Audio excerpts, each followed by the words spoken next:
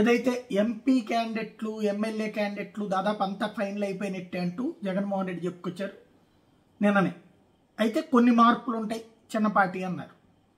అందులో ఈవేళ ఒక సంచలనాత్మకమైనటువంటి అంశం, ఉమ్మారెడ్డి వెంకటేశ్వర గారు అబ్బాయి వెంకటరమణ పేరు ముందు గుంటూరు ఎంపీ కింద అనౌన్స్ చేశారు.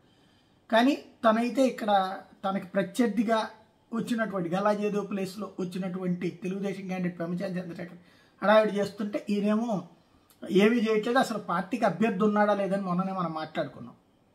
ఇప్పుడు సీన్ కట్ చేస్తే తనని మార్చేశారు. కిలారి రోసయ్యకి ఇప్పుడు ఆ సీటు అనౌన్స్ చేశారు. గుంటూరు ఎంపీగా కిలారి రోసయ్య, పొన్నూరుకి కూడా మార్చేశారు. ఎవరైతే కిలారి రోసయ్య వాస్తవంగా పొన్నూరు ఎమ్మెల్యే క్యాండిడేట్ కదా, ఎమ్మెల్యే కదా, సిట్టింగ్ ఎమ్మెల్యేని తీసుకొచ్చి తనని గుంటూరు ఎంపీకి అంటే కాపు సామాజిక వర్గానికి ఇచ్చారనమాట. ఇక్కడ ఉమ్మారెడ్డికి ఇచ్చింది కూడా, అందుకే ఉమ్మారెడ్డి కుమారుడు కూడా తను సీరియస్గా తీసుకోవట్లేదు కాబట్టి కిలారి రోసయ్యని ఎంపీ క్యాండిడేట్గా పెట్టారు. పొన్నూరుకి వచ్చేటప్పటికి అంబటి మురళిని తీసుకెళ్లి పెట్టారు.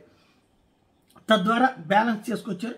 ఒంగోలు ఎంపీ క్యాండిడేట్ ఏదైతే ఇప్పుడు మాగుంట రాజీనామా చేశారు కాబట్టి అతని ప్లేస్లో చెవిరెడ్డి భాస్కర్ రెడ్డి ముందు నుంచి అనుకుంటే సమన్వయకర్త, ఈవెన్ ఈయన కూడా కలుపుకుని వచ్చారు కదా ఇతన్ని బాలినేని శ్రీనివాసరెడ్డి. కాబట్టి ఒంగోలు ఎంపీ చెవిరెడ్డి భాస్కర్ రెడ్డి, కందకూరుకి సంబంధించి బొర్రా మధుసూదన యాదవ్ పేరు ప్రకటించారు.